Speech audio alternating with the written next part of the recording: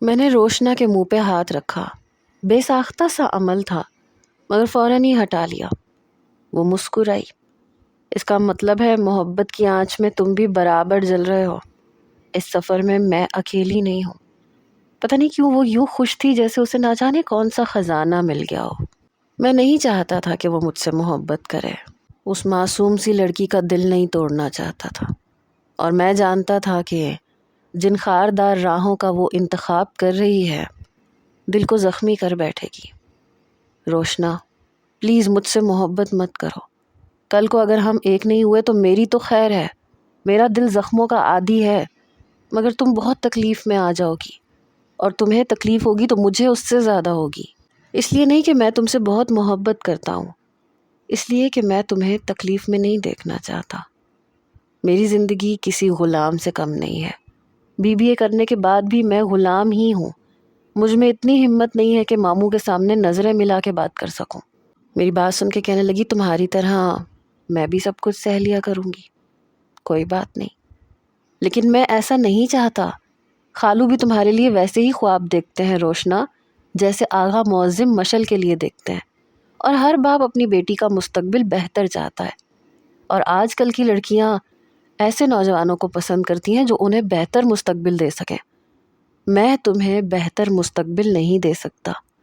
میں جتنا اسے حقیقت کا آئینہ دکھانے کی کوشش کرتا تھا وہ اتنا ہی میرا ساتھ دینے کا وعدہ کرنے لگتی تھی۔ تم بس مجھے 2 وقت کی روٹی دے دینا، اتنا تو دے سکتے ہو نا؟ یعنی کہ تم نہیں مانو گی؟ روشنا نے نفی میں سر ہلایا۔ اس کے سر پہ چپت لگا کے میں نے کہا، پاگل ہو تم۔ اچھا اب جاؤ یہاں سے، کسی نے دیکھ لیا تو تمہارے لیے مشکل ہو جائے گی۔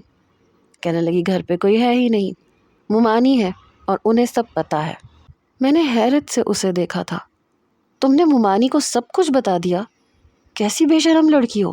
میں فوراً سے کھڑا ہو گیا تھا۔ تو کیا ہوا؟ ایک وہی تو ہیں جو مجھے اس شاہ حویلی میں کچھ بہتر لگتی ہیں۔ ابھی وہ باتیں کر ہی رہی تھی جب ہارن کی آواز سنائی دی۔ کہنے لگی، لو آ گئی آفت کی پڑیا۔ مشل آ چکی تھی۔ روشنا کمرے سے باہر چلی گئی۔ او ہو، تو تم آئی ہو۔ وہ شاید روشنا کو میرے کمرے سے باہر نکلتے ہوئے دیکھ چکی تھی۔ میں بھی کمرے سے باہر آ گیا۔ وہ روحان کے ساتھ آئی تھی، اور روشنا کو میرے ساتھ دیکھ کے روحان کے ماتھے پہ بل پڑے۔ ہاں، ممانی جان سے پتہ چلا تھا کہ زامل شہر سے آیا ہوا ہے، اس لیے میں اس سے ملنے آ گئی تھی۔ روشنا کی بات پہ مشل کھلکھلا کے ہنسنے لگی۔ ہاں بھئی، بہت بڑی شخصیت آئی ہے نا شہر سے، جس سے ملنے کے لیے تم بھاگی دوڑی چلی آئی۔ بائی دا وے، مجھے بھی تو پتہ چلے کہ یہ شخصیت ہے کتنی مشہور اور نامور، تاکہ میں بھی تھوڑی سی عزت کر لوں۔ اگر مجھ پہ ایک قتل معاف ہوتا تو میں شاید اس لڑکی کا کر دیتا۔ روشنا کہنے لگی، میں کافی ہوں اس کی عزت کرنے کے لیے، تم زحمت نہ کرو تو بہتر ہے۔ پھر میری طرف متوجہ ہوئی، زامل پلیز مجھے حویلی تک چھوڑاؤ۔ اس سے پہلے کہ میں کچھ کہتا، روحان کہنے لگا، میں بھی اپنی ہی حویلی جا رہا ہوں، اور تمہاری حویلی میری حویلی کے راستے میں پڑتی ہے، اسے کیوں زحمت دے رہی ہو؟ اسے ماموں کے اور بہت سے چھوٹے موٹے کام کرنے ہیں، میں تمہیں چھوڑ دیتا ہوں۔ روشنا کہنے لگی، نہیں، تم بھی مصروف ہوگے، تمہیں بھی بہت سے بڑے بڑے کام کرنے ہوں گے، تم جاؤ اپنے بڑے بڑے کام کرو، میں زامل کے ساتھ چلی جاؤں گی۔ اس نے میرا ہاتھ پکڑا تھا، اور یہ دیکھ کر مشل کی آنکھوں میں حیرت اتری تھی اور روحان کی آنکھوں میں غصہ۔ میں نے بھی روشنا کا ہاتھ تھام لیا۔ میں نے کہا، ہاں آؤ چلو، تمہیں چھوڑ کے آتا ہوں۔ اس سے پہلے کہ میں 2 قدم آگے بڑھاتا، روحان نے اپنا بازو میرے سامنے کر کے راستہ روکنے کی کوشش کی۔ ہاتھ چھوڑو اس کا۔ کیا لگتی ہے تمہاری؟ کس حق سے تم اس کا ہاتھ پکڑ رہے ہو؟ پتہ نہیں اسے تکلیف کیوں ہو رہی تھی۔ میں نے کہا، تم کس حق سے مشل کا ہاتھ پکڑتے ہو؟ ابھی اس کا ہاتھ پکڑتے ہوئے ہی اندر داخل ہوئے ہو نا۔ وہ کیا لگتی ہے تمہاری؟ جو وہ تمہاری لگتی ہے نا، وہی روشنا بھی میری لگتی ہے، فرسٹ کزن۔ میری بات سن کے روحان کہنے لگا، ہو کیا تم؟ میرے اور تایا جان کے ٹکڑوں پہ پلنے والی ایک ناجائز اولاد۔ یہ سن کے میری برداشت ختم ہوئی تھی۔ میں نے روشنا کا ہاتھ چھوڑا اور روحان کا گریبان پکڑ لیا۔ زبان سنبھال کے بات کرو ورنہ منہ توڑ کے رکھ دوں گا تمہارا۔ میں غصے سے گرجا تو مشل میرے اور روحان کے پاس آ گئی۔ مجھے کہنے لگی، چھوڑو اس کا گریبان، سچ کڑوا ہوتا ہے، یہ تم بھی جانتے ہو کہ تم ایک حرام اولاد ہو۔ تمہارے باپ نے میری پھپھو کی عزت برباد کی تھی. تم جیسے بچوں کو لوگ گندی نالی میں پھینک کے پیچھے پلٹ کے بھی نہیں دیکھتے. اگر میرے ماں باپ نے تمہیں پال لیا تو یہ مت سمجھو کہ تم شاہوں کی حویلی کے مکین بن گئے ہو. تمہاری اپنی اصل حیثیت کیا ہے؟ چھوڑو اس کا گریبان یو باسٹرڈ. یوں تو مشل کی اتنی ہمت نہیں تھی کہ وہ میرے ہاتھ سے روحان کا گریبان چھڑوا سکتی، لیکن اس کے الفاظ، اس کے جملے ایسے تھے کہ میں نے ایک جھٹکے سے روحان کا گریبان چھوڑا. یہ ایک ایسی کڑوی حقیقت تھی کہ مجھے جیتے جی مار دیتی تھی. زیادتی میری ماں کے ساتھ ہوئی تھی، کرنے والا پتہ نہیں کون تھا، اور اس کے نتیجے میں پیدا ہونے والا میں، زامل، ایک ایسا نوجوان جس کے نام کے ساتھ اس کے باپ کا نام تک نہیں تھا. پل پل مرنے کے لیے مجھے کیوں پال پوس کے بڑا کیا؟ مجھے کیوں پیدا ہوتی گندی نالی میں نہیں پھینک دیا؟ ارے اسی وقت پھینک دینا چاہیے تھا. اسی وقت آغا معظم لاؤنج میں داخل ہوئے. ان کے ساتھ مومانی بھی تھی. روحان اپنا گریبان ٹھیک کر رہا تھا، غصے سے بپھرا کھڑا تھا. اپنے باپ کو دیکھ کر مشل کہنے لگی، بابا جانی، آپ زامل کو اپنی زبان میں سمجھا لیں. اگر آج کے بعد اس نے روحان کا گریبان پکڑا تو مجھ سے برا اس کے لیے کوئی بھی نہیں ہوگا. میں صرف آپ کا لحاظ کر رہی ہوں، ورنہ اس جیسوں کو کیسے ان کی اوقات میں رکھنا ہے یہ میں اچھے طریقے سے جانتی ہوں. وہ غصے سے کہنے لگی، اپنی زبان سنبھال کے بات کرو مشل، تمہارے بڑے بھائیوں جیسا ہے. مومانی نے غصے سے مشل کو کہا تھا. خدا کے لیے امی، اس سے میرا بڑا بھائی مت کہیں. آغا معظم کہنے لگے، ہوا کیا ہے زامل؟ کیا کہا ہے تم نے روحان کو؟ انہیں ہمیشہ مشل کی بات پہ ہی یقین آتا تھا. میں نے کہا، ماموں میں یہاں رہنا نہیں چاہتا. میں نے آپ سے نہیں کہا تھا کہ آپ مجھے پال پوس کے بڑا کریں یا مجھ پہ کوئی احسان کریں. اگر میں آپ کے لیے ایک گندی گالی تھا تو پھر مجھے بھی کسی گندی نالی میں پھینک دیتے. ایک بار کی اذیت ہوتی وہ میں سہ لیتا، مر جاتا، یا کسی کتے بلی کی ایک وقت کی خوراک کا سبب بن جاتا. کم از کم مجھے روز روز کی اذیت برداشت نہ کرنی پڑتی. تنگ آ چکا ہوں میں ہر وقت کا ایک ہی تانا سنتے سنتے. اسی لیے یہاں سے چلا گیا تھا میں. شہر جا کے اپنے پیروں پہ کھڑا ہونے کی کوشش کرنے لگا تھا، لیکن آپ نے میرا وہ راستہ بھی بند کر دیا. کیا چاہتے ہیں آپ؟ آپ کو کیا لگتا ہے آپ کی اولاد مجھے ہر وقت تانے تشنے دیتی رہے گی تو کیا آپ کی بہن کے ساتھ ہوئی زیادتی کا بدلہ پورا ہو جائے گا؟ میں نے تو نہیں کی تھی نا زیادتی آپ کی بہن کے ساتھ. میرا تو کوئی قصور تھا ہی نہیں. پھر کیوں مجھے یہ ہر وقت اسی ایک چیز کا احساس دلاتے رہتے ہیں؟ میری برداشت بھی شاید ختم ہوئی تھی. پہلی بار حویلی میں میری آواز گونج رہی تھی. آغا معظم نے اپنا ہاتھ دکھا کے مجھے چپ رہنے کا اشارہ کیا. اچھا بس بس، بچی ہے، نا سمجھ ہے، میں سمجھا دوں گا، آئندہ کچھ نہیں کہے گی تمہیں. مومانی کہنے لگی، کون کہتا ہے تمہیں ناجائز؟ تم میرے بیٹے ہو، میں ہوں تمہاری ماں، میری گود میں پرورش پائی ہے تم نے. ان کی آنکھوں میں آنسو آ گئے تھے. وہ میرے پاس آ گئیں. اس سے پہلے کہ اپنی ممتا سے مجبور ہو کے مجھے اپنے ساتھ لگاتی، میں اپنے کمرے میں جا چکا تھا اور دروازہ بھی بند کر چکا تھا. زامل، میرے بچے دروازہ کھولو. مومانی نے دروازہ کھٹکھٹایا. صفیہ، رہنے دو اسے اکیلا، اسے اس کے حال پہ چھوڑ دو. احسان فراموش. اسے بس یہ چند کڑوی کسیلی باتیں نظر آ جاتی ہیں. اسے یہ نظر نہیں آتا کہ اسے کیسے ہم نے پالا ہے. کئی باتوں میں تو تم مشل کو نظر انداز کرتی آئی ہو، لیکن میں چپ رہا. اپنی سگی اولاد پہ تم نے اسے فوقیت دی. آج سن لی تم نے اس کی زبان. ارے وہ مرد ہی کیا جو چند باتوں کو سہ نہ سکے. بس بھی کر دیں آغا، جیسی پرورش اس نے ہمارے گھر میں پائی ہے، آپ کی بیٹی کو ایسی تکلیفیں چھو کے بھی نہیں گزری. اگر آپ کی بہن بے قصور تھی تو قصور زامل کا بھی نہیں ہے. وہ چھوٹا سا معصوم بچہ جسے یہ تک نہیں پتا کہ اس کی ماں کے ساتھ کون سی زیادتی ہوئی تھی، آپ اس سے کس چیز کا بدلہ لے رہے ہیں؟ کیا ضرورت تھی یہ بات بچوں تک پہنچانے کی؟ روحان کہنے لگا، بس کر دیں تائی اماں، حقیقت اور سچ کبھی چھپا بھی ہے. جب بھی ہم زامل کی شکل دیکھتے ہیں ہمیں اپنی پھپھو یاد آتی ہیں. گو کہ میں نے انہیں کبھی نہیں دیکھا، لیکن میں جانتا ہوں تایا ابا اور بابا جان انہیں یاد کر کے کتنا روتے ہیں. ان کی تصویریں دیکھی ہیں میں نے. اس کمینے کے باپ نے ان کی عزت چھین لی، اور اس حرام کی اولاد نے پیدا ہوتے ہی ہماری پھپھو کی زندگی چھین لی۔ اس کی شکل دیکھتے ہیں تو ہمیں اپنی پھپھو کی اذیت اور تکلیف محسوس ہوتی ہے، اور اس سے پوچھیں کہ یہ کس حیثیت سے روشنا پہ اپنا حق جتاتا ہے۔ نہیں لگتا یہ اس کا کزن۔ اس سے کہا کرے کہ گھر کی لڑکیوں سے 2 گز کا فاصلہ رکھا کرے۔ یہ ہمارے گھر کی لڑکیاں ہیں، ہماری عزتیں ہیں، شاہ خاندان کی لڑکیاں ہیں۔ آج کے بعد اگر میں نے اسے روشنا کے ساتھ دیکھا تو اچھا نہیں ہوگا اس کے لیے۔ اس کی پرورش اگر شاہ حویلی میں ہوئی ہے تو اس کا مطلب یہ نہیں ہے کہ اس کا خون رنگ نہیں دکھائے گا۔ اسے دور رکھا کرے روشنا سے بھی اور مشل سے بھی، بلکہ اسے شہر ہی بھیج دیں تو زیادہ بہتر ہے۔ آغا معظم کی آواز ابھری، روحان تم روشنا کو اس کے گھر چھوڑ کے آؤ۔ نہیں ماموں جان، میں بابا سے کہتی ہوں وہ ڈرائیور کو بھیج دیں گے۔ ارے جب روحان تمہیں چھوڑنے جا رہا ہے تو کیا مسئلہ ہے؟ آغا معظم کا لہجہ تھوڑا بلند ہوا۔ نہیں ماموں جان، مجھے اپنے ڈرائیور کے ساتھ ہی جانا ہے، میں بابا کو فون کروں گی تو وہ ڈرائیور کو بھیج دیں گے۔ روحان چاہیں تو واپس جا سکتے ہیں۔ اچھا، میرے ساتھ جاتے ہوئے تمہیں اپنے بابا کو فون کرنے کا یاد آ گیا، ڈرائیور کی یاد ستانے لگی۔ کچھ دیر پہلے جب تم اس کمینے کا ہاتھ پکڑ کے کھڑی تھی اور اسے کہہ رہی تھی کہ وہ تمہیں چھوڑ کے آئے، تب تمہیں اپنے باپ کی یاد نہیں آئی تھی؟ روحان نے اپنی کڑواہٹ نکالی۔ روحان بھائی آپ پلیز زبان سنبھال کے بات کیا کریں۔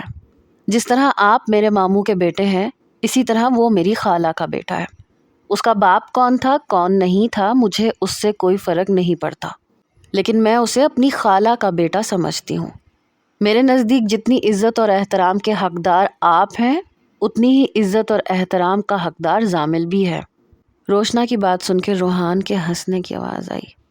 میں، روحان بھائی، اور وہ زامل؟ واہ کزن، میری اور اس کی عمر میں اتنا فرق تو نہیں ہے، بلکہ وہ 2-3 مہینے مجھ سے بڑا ہی ہوگا۔ میں تمہارا بھائی ہو گیا۔ احترام ہی صحیح، اس کے نام کے ساتھ بھائی لگاتے ہوئے تمہیں کیا ہوتا ہے؟ روشنا بی بی، اگر تمہارے باپ کو بھنک بھی پڑ گئی نا کہ زامل کے ساتھ تم بھائی کا سیگا نہیں لگاتی اور تم اس کا ہاتھ پکڑتی ہو، اسے اپنی خالہ کا بیٹا کہتی ہو، اس دن وہ قیامت اٹھے گی کہ تم بھی سنبھال نہیں پاؤ گی۔ چلو میرے ساتھ، تمہیں گھر چھوڑوں گا، کہیں اور نہیں لے کے جاؤں گا۔ یہ کیا سن رہا ہوں میں روشنا؟ آغا معظم کا لہجہ کرخت ہوا تھا۔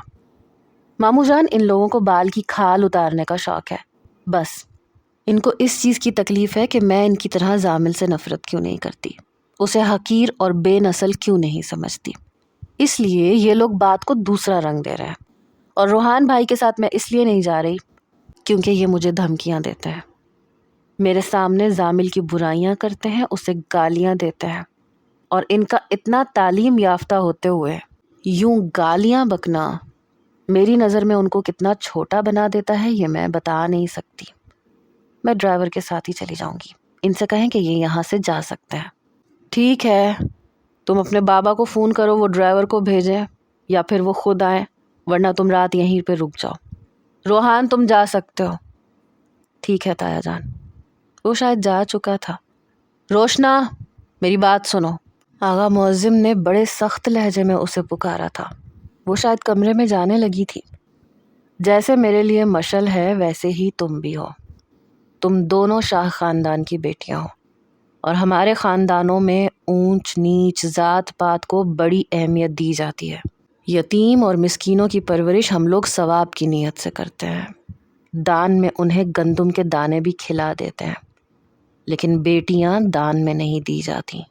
تمہارا دادا میرے ہی باپ کا بھائی تھا، ہم ایک ہی خاندان کے ہیں، لیکن زامل ہمارے خاندان سے نہیں ہے، اور یہ حقیقت میں نے اپنی بیٹی مشل کو گھٹی میں گھول کے پلانی شروع کر دی تھی۔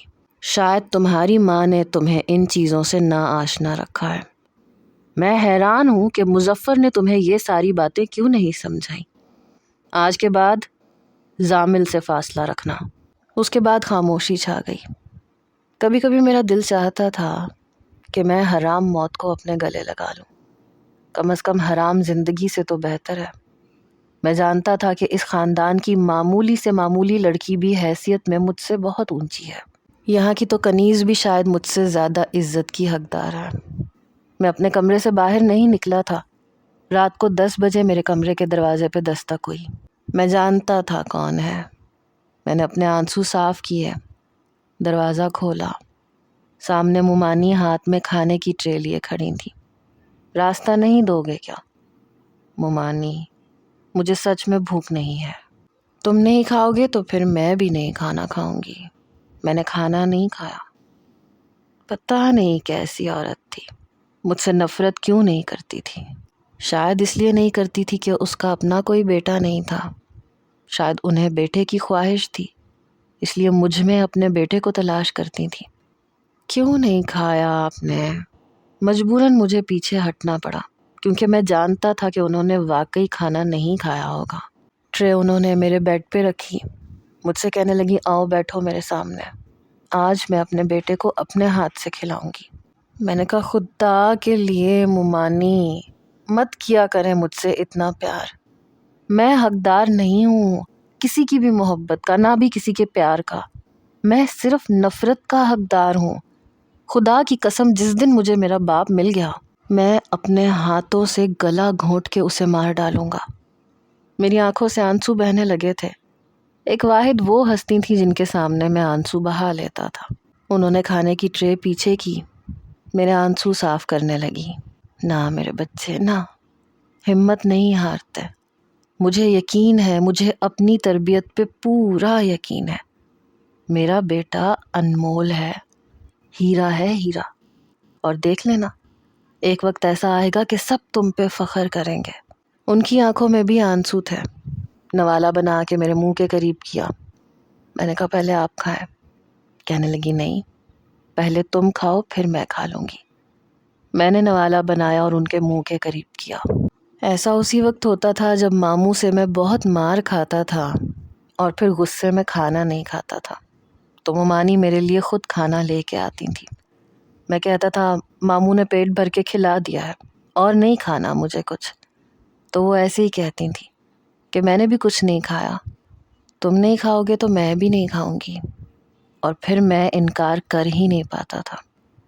میں نے شاید گنتی کی چند بار اپنی ماں کی تصویر دیکھی تھی، اس کے بعد میں نہیں دیکھتا تھا۔ ماں کے روپ میں نے صرف مومانی کو ہی دیکھا تھا۔ انہی کی زبان سے مجھے پتہ چلا کہ مومانی میری والدہ سے بہت محبت کرتی تھی۔ ان میں نند بھاوج والا روایتی رشتہ کبھی تھا ہی نہیں، اور مومانی کو دیکھ کے لگتا بھی نہیں تھا کہ وہ کسی سے بھی سسرالی رشتہ نبھانے والی ہے۔ اور پھر چھوٹی خالہ سے بھی ان کا بہت پیار تھا، البتہ چھوٹی خالہ کی آنکھوں میں بھی میرے لیے نفرت ہی تھی، وہی نفرت جو آج تک میں اس گھر کے ہر نفوس کے اندر دیکھتا رہا۔ پہلی بار میں 12 سال کا تھا جب مجھے حیات نے حرام کی اولاد کہا، اور میرے لیے یہ بہت بڑی گالی تھی۔ میں نے ماموں کو شکایت لگائی تو انہوں نے اس بات کو بہت معمولی سمجھا۔ میں نے کہا آپ حیات کو سزا دیں، آپ کو پتہ ہے اس نے کتنی بڑی گالی مجھے دی ہے۔ تو بجائے حیات کو ڈانٹنے کے، ماموں مجھ سے کہنے لگے کہ ٹھیک ہی تو کہا ہے۔ بچپن سے مجھے یہی سمجھایا گیا تھا کہ یہ میرا ننیال ہے۔ میری ماں میری پیدائش پہ مر چکی تھی۔ شروع میں مومانی کو امی کہتا تھا، اور جب بھی انہیں امی کہتا وہ مجھے اپنے ساتھ لگاتی، پیار کرتی، لیکن کبھی بھی آغا معظم نے مجھے اتنی چھوٹ نہیں دی کہ میں کبھی ان کو باپ کہہ دیتا۔ وہ شروع سے ہی کہتے تھے کہ میں تمہارا ماموں ہوں، مجھے ماموں کہا کرو۔ میں 7 سال کا تھا تب ماموں نے یہ کہا کہ یہ تمہاری مومانی لگتی ہیں، یہ تمہاری امی نہیں ہے، آج کے بعد اسے امی مت کہنا۔ 8 سال کا تھا میں جب مشل پیدا ہوئی۔ پوری حویلی میں جشن کا سما تھا، پورے گاؤں میں مٹھائی بانٹی گئی تھی، صدقے کے بکرے کاٹے گئے تھے، حویلی میں بہت بڑی دعوت کا اہتمام کیا گیا تھا، اور میں پاگل یہ سمجھتا تھا کہ یہ میری بہن ہے۔ جب میں نے آغا سے کہا کہ اسے میری گود میں دے، میں اپنی بہن کو اپنی گود میں پکڑنا چاہتا ہوں، تو انہوں نے حقارت سے مجھے پیچھے دھکا دیا۔ خبردار، جو تم اس کے قریب بھی آئے، تم دور رہا کرو اس سے، تمہاری بہن نہیں ہے یہ، میں تمہارا ماموں ہوں اور یہ تمہاری کزن ہے۔ خبردار جو بچیوں کو ہاتھ بھی لگایا تو بچیوں سے دور رہا کرو۔ صرف مردوں میں رہا کرو، چلو جاؤ یہاں سے، آج کے بعد میں تمہیں مشل کے آس پاس بھی نہ دیکھوں۔ تب میں نے یہ سمجھا اور مجھے یہ لگا کہ وہ چھوٹی ہے اور سب کو شاید یہ ڈر لگا ہوگا کہ کہیں میرے ہاتھ سے گر نہ جائے۔ 12 سال کی عمر میں نے پہلی بار اس گالی کے مطلب کے بارے میں سوچنا شروع کیا، پوچھنا شروع کیا، اور تب مجھے پتہ چلا کہ اس کا مطلب کیا ہے۔ جب اس کا مطلب مجھے ملازمین سے پتہ چلا تو مجھے بڑا غصہ آیا تھا، لیکن مومانی کے کہنے پہ میں چپ ہو گیا تھا۔ وہ کہنے لگیں کہ تم کسی سے کچھ نہیں کہو گے، لیکن دوسری بار پھر ایسا ہی ہوا۔ حیات نے مجھے پھر یہی گالی دی اور پھر میں نے اسے بہت مارا، اس کے پیٹ پہ بیٹھ کے اسے بہت مکوں سے مارا، اس کے ناک سے منہ سے خون نکال کے رکھ دیا۔ اس وقت میں 13 سال کا ہو چکا تھا، یہاں تک کہ چوکیدار اور دوسرے ملازمین نے مجھے پیچھے کیا، اور جب آغا معظم کو پتہ چلا تو انہیں مجھ پہ بڑا غصہ آیا۔ تمہاری اتنی ہمت کہ تم نے حیات پہ ہاتھ اٹھایا؟ مومانی میرے ساتھ کھڑی تھی، ہاتھ میں انہوں نے چھوٹی سی مشل کو پکڑ رکھا تھا۔ میں نے کہا اس نے مجھے پھر سے گالی دی ہے، یہ گالی دے گا تو میں اس کا منہ توڑوں گا۔ حیات کہنے لگا میں نے گالی نہیں دی، آپ بتائیں تایا جی کیا یہ حرام کا نہیں ہے؟ ارے حرام کو حرام کا ہی کہوں گا نا، کہاں ہے اس کا باپ؟ کسی کو پتا ہے کیا مجھے نہیں پتا کہ یہ کون ہے اور کیسے پیدا ہوا ہے، کس گناہ کا نتیجہ ہے؟ تب میں نے اسے حیرت سے دیکھا تھا۔ آغا معظم نے میری کلائی پکڑی، مجھے کمرے میں لے کے گئے اور مجھے بہت مارا، اتنا مارا کہ میں اٹھنے کے قابل نہیں رہا۔ ساتھ ساتھ مار رہے تھے اور ساتھ ساتھ مجھے اس حقیقت سے آگاہ کر رہے تھے کہ میں کون ہوں۔ باہر صفیہ مومانی دروازہ بجاتی رہی، بس کر دیں آغا، مر جائے گا میرا بچہ، بس کر دیں۔ وہ رو رہی تھی، لیکن آغا کا ہاتھ نہ رکنا تھا نہ رکا۔ اس کمینے کے باپ نے میری بہن کی زندگی برباد کر دی، اس کی عزت برباد کر دی، اور یہ حرام کا جنا شاہوں کی اولاد پہ ہاتھ اٹھائے گا، اس کے ہاتھ توڑ کے رکھ دوں گا۔ انہوں نے کوئی کسر نہیں چھوڑی تھی۔ اس وقت میں 12-13 سال کا تھا، اس لیے درد ہو رہا تھا اور روتے ہوئے ہاتھ جوڑ کے کہہ رہا تھا ماموں خدا کے لیے اور نہ مارے، آئندہ کبھی کسی کو کچھ نہیں کہوں گا، درد ہو رہا ہے ماموں، مت مارے ماموں۔ لیکن انہوں نے تب تک ہاتھ نہیں روکا جب تک وہ خود تھک نہیں گئے، پسینے سے شرابور ہو چکے تھے، تب ان کا ہاتھ رکا۔ میرے کمرے سے باہر چلے گئے، لیکن ابھی بھی کسی کا دل نہیں بھرا تھا۔ حیات کو لینے جب چھوٹے ماموں آئے تو میں ان کے غصے کا بھی نشانہ بنا، انہوں نے بھی مجھے مارا۔ چھوٹی مومانی بھی مجھ سے نفرت کرتی تھی، کہنے لگی اگر تم نے میرے بیٹے کو دوبارہ میلی آنکھ سے دیکھا تو تمہاری آنکھیں نکال لوں گی۔ سب کچھ یاد تھا مجھے، کچھ بھی بھولا نہیں تھا۔ ایسی باتیں کون بھولتا ہے، کوئی بھی تو نہیں بھولتا۔ روزانہ بڑی مومانی آتی تھی، میرے زخموں پہ دوا لگاتی تھی، میرے آنسو صاف کرتی تھی، خود بھی رو رہی ہوتی تھی۔ کیا ضرورت پڑی تھی تمہیں حیات کو مارنے کی؟ اور میں گم سم تھا۔ مومانی، کیا میں حرام کا جنا ہوں؟ کیا میری پیدائش کون ہوں میں؟ میرا باپ کون تھا؟ تب مومانی نے روتے روتے بتایا کہ میری ماں کو پڑھنے کا بہت شوق تھا، بڑی مشکل سے اسے آغا معظم نے یونیورسٹی پڑھنے کی اجازت دی، لیکن وہ پورے پردے میں جاتی تھیں۔ وہاں پہ کسی آوارہ لڑکے نے انہیں تنگ کیا اور میری ماں نے اس کے منہ پہ تھپڑ مار دیا۔ بدلے میں اس نے میری ماں کی عزت خراب کر دی، انہیں برباد کر دیا۔ وہ پہلی بار بس میں بیٹھ کے گاؤں آئیں، بہت روئیں اور وہ نوجوان روپوش ہو گیا۔ دونوں ماموؤں نے اسے بہت ڈھونڈنے کی کوشش کی، زمین آسمان ایک کر دیے، لیکن وہ نہیں ملا۔ اس کا کچھ پتہ نہیں چلا کہ کہاں گیا۔ ویسے بھی وہ ہاسٹل میں رہتا تھا، اس کے گھر والوں کا بھی کہیں کچھ پتہ نہیں چلا، ورنہ اسے ایسی عبرتناک سزا دی جاتی کہ اس کی نسلیں بھی یاد رکھتی۔ میری ماں کی منگنی مظفر خالو سے ہوئی تھی، لیکن انکار ہو گیا۔ میری ماں امید سے ہو گئی۔ پہلے تو یہی کوشش کی گئی کہ بچہ ختم کروا دیا جائے، مگر ایسا کرنے سے میری ماں کی جان کا خطرہ تھا، اس لیے یہ سوچا گیا کہ بچے کی پیدائش پہ بچے کو کسی اور کے حوالے کر دیا جائے گا۔ لیکن یہ بھی ایک تلخ حقیقت تھی کہ ایسی لڑکی کو کوئی اپناتا بھی نہیں تھا، اسے ساری زندگی بس یوں ہی رہنا تھا۔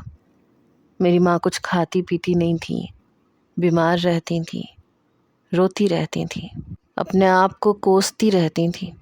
اسی لیے میری پیدائش کے وقت وہ مر گئیں، لیکن میں زندہ رہ گیا۔ میرے لیے یہی حکم تھا کہ کسی کے حوالے کر دیا جائے یا جان سے مار دیا جائے یا کسی نہر میں ندی میں پھینک دیا جائے۔ لیکن صفیہ مومانی رونے لگی۔ انہوں نے مجھے اپنے سینے سے لگایا۔ اس وقت ان کی کوئی اولاد نہیں تھی۔ ان کے رونے پہ، ان کے گڑ گڑانے پہ بس ایک وہ تھی جن کی بات مان کے مجھے ان کے حوالے کر دیا گیا۔ لیکن ماموں کا دل کبھی نرم نہیں ہوا۔ شاید فطری سی بات تھی کہ وہ مجھے میرے باپ کی اولاد سمجھتے تھے۔ اس سے ہٹ کے انہوں نے میرے بارے میں کبھی نہیں سوچا۔ یہی سوچا کہ میں ایک برے انسان کا بیٹا ہوں جس نے ان کی بہن کو برباد کیا۔ کسی نے میرے بارے میں یہ نہیں سوچا کہ میں بھی تو برباد ہو گیا بنا کچھ کیے۔ تب سے بس میں یہی سنتا آ رہا تھا، یہاں تک کہ ملازمین تک اپنی بیٹیاں مجھے دیکھتے ہی انہیں دوپٹہ پہنا کے چھپانے کی کوشش کرتے، جیسے میرے باپ کا گندا خون میرے اندر گردش کرے گا اور میں کسی کی بیٹی کو برباد کر دوں گا۔ 15 سال کی عمر میں جب میں نے اپنے ساتھ لوگوں کا یہ رویہ دیکھا تو میرا دل چاہتا تھا میں خود کو ختم کر لوں، لیکن صفیہ مومانی مجھے بڑے پیار سے سمجھاتی تھی، دیکھو تم اچھا انسان بن کے دکھاؤ، یہ ثابت کرو کہ تربیت سب کچھ ہوتی ہے۔ تب سے نظریں جھکانی شروع کر دی تھی میں نے۔ روشنا سے بڑا اس کا بھائی تھا جو اعلیٰ تعلیم حاصل کرنے کے لیے بیرون ملک گیا تھا۔ روشنا مشل سے 1 سال بڑی تھی۔ بچپن سے ہی میں سب سے الگ تھلگ ہو چکا تھا۔ میں بس اسکول جاتا تھا، اسکول سے واپس آتا تھا اور پھر میری نوکری شروع ہو جاتی تھی۔ بڑے ماموں مجھے حویلی کے اندر رہنے ہی نہیں دیتے تھے۔ وہ مجھے اپنے ساتھ زمینوں پہ لے جاتے، مجھ سے چھوٹے موٹے کام کرواتے رہتے اور ذرا سی غلطی پہ میرے منہ پہ تھپڑ پڑتا اور پھر میں ڈھیٹ بنتا چلا گیا۔ مجھے کبھی بھی مہنگے اسکول میں نہیں ڈالا گیا تھا، بلکہ میں نے میٹرک تک گورنمنٹ اسکول میں تعلیم حاصل کی۔ اس میں بھی میں نے امتیازی نمبر لیے تھے۔ میرا گریڈ حیات اور روحان سے کافی اچھا تھا، لیکن یہ کہہ دیا گیا کہ انگلش میڈیم اور آکسفورڈ کی پڑھائی کے ساتھ ان کا سی گریڈ میرے A1 گریڈ سے زیادہ اہمیت رکھتا ہے، اور پھر وہ شاہوں کی اولاد تھے، یہی تمغہ کافی تھا۔ وقت یوں ہی گزرنے لگا، مجھے گورنمنٹ کالج میں ڈالا گیا۔ 12 تک کی تعلیم میں نے گاؤں کے کالج سے ہی حاصل کی۔ اس کے بعد یونیورسٹی سے BBA کمپلیٹ کیا، لیکن میری روٹین بڑی ٹف تھی۔ گاؤں سے شہر تک کا 3 گھنٹے کی مسافت کا فاصلہ تھا، اور میں صبح 5 بجے اٹھ کے منہ اندھیرے نکل جاتا تھا۔ مجھے پہلی بس پکڑنی پڑتی، شہر جا کے یونیورسٹی میں کلاسز لیتا، پھر واپس آتا۔ شام ہو جاتی تھی اور پھر حویلی کے کام، اس پہ مشل کے نخرے۔ اسے چھوٹے ماموں کے گھر جانا ہوتا تو پہلے وہ میرے ساتھ ہی جاتی تھی۔ اس وقت وہ بدتمیزی نہیں کرتی تھی، لیکن جیسے ہی اس کی حیات اور روحان سے اور رودابہ سے دوستی ہوئی، اس کا رویہ بدلنے لگا۔ چھوٹی مومانی تو مجھے ایسے پکارتی تھی جیسے میں کوئی گرا پڑا ملازم ہوں۔ اے لڑکے یہ کرو، اے لڑکے وہ کرو۔ میرا نام تک نہیں لیتی تھی، جیسے میرا نام لینے سے ان کی زبان ناپاک ہو جائے گی۔ خالہ کا رویہ بھی کچھ ایسا ہی تھا۔ وہاں صرف ایک روشنا تھی جس کا رویہ میرے ساتھ اچھا تھا۔ میں نہیں جانتا کہ کب وہ مجھ سے محبت کرنے لگی۔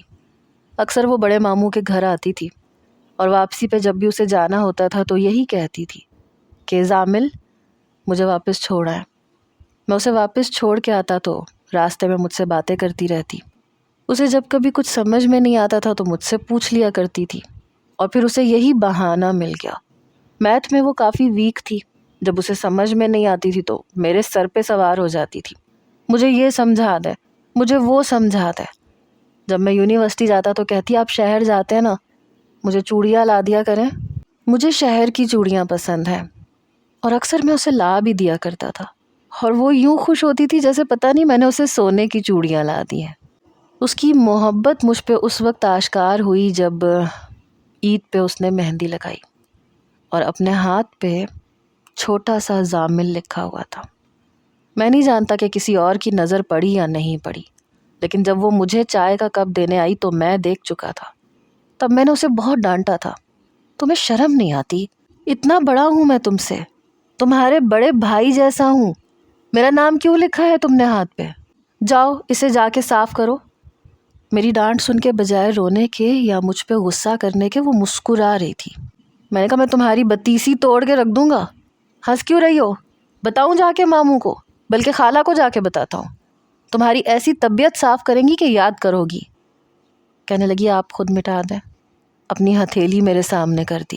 میں نے سامنے رکھی مہندی پکڑی اور اپنے نام کو اس مہندی سے مٹا دیا۔ تو کہنے لگی میرے دل پہ بھی تو آپ کا نام لکھا ہے، دل سے بھی مٹا دیں۔ اس کی بات نے مجھے حیران کیا تھا۔ پھر ہنستی ہوئی وہاں سے چلی گئی، اور جو مہندی میں نے اپنا نام مٹانے کے لیے اس کی کلائی پہ لگائی تھی وہ بھی اس نے مٹا دی۔ پھر تو جیسے اس کی جرت بڑھنے لگی، اور میں بھی اسے روک نہیں پایا، شاید اس لیے کہ ممانی کے بعد ایک وہی تو تھی جو میری فکر کرتی تھی۔ لیکن اب آغا معظم کے علم میں یہ بات آ چکی تھی، اور وہ ایسا کبھی بھی نہیں ہونے دے سکتے تھے۔ وہ کبھی بھی روشنا کی شادی مجھ سے نہیں کرتے۔ خیر کرتی تو خالہ بھی نہیں، اور خالو کو تو مجھ سے ویسے بھی اتنی پرخاش اور نفرت تھی کہ میری شکل بھی دیکھنا وہ پسند نہیں کرتے تھے، کیونکہ میرے باپ کی وجہ سے ان کی منگیتر کی زندگی برباد ہوئی تھی، اور شاہ حویلی کا مرد صرف پاک دامن لڑکی سے ہی شادی کرتا تھا۔ اس لیے بڑی کے بجائے چھوٹی بہن سے ان کی نسبت طے کر دی گئی، اور شاید میری ماں سے بھی یہ صدمہ برداشت نہیں ہوا۔ ان کی بھی بچپن کی منگنی ٹوٹی تھی، اور پھر زندگی بھی برباد ہوئی تھی، اور یہی صدمہ شاید انہیں قبر تک لے گیا۔ مجھے کھانا کھلا کے ممانی باہر جا چکی تھی، لیکن میں یہ نہیں جانتا تھا کہ آغا معظم مجھ پہ یہ پہاڑ بھی توڑ سکتا ہے۔ انہوں نے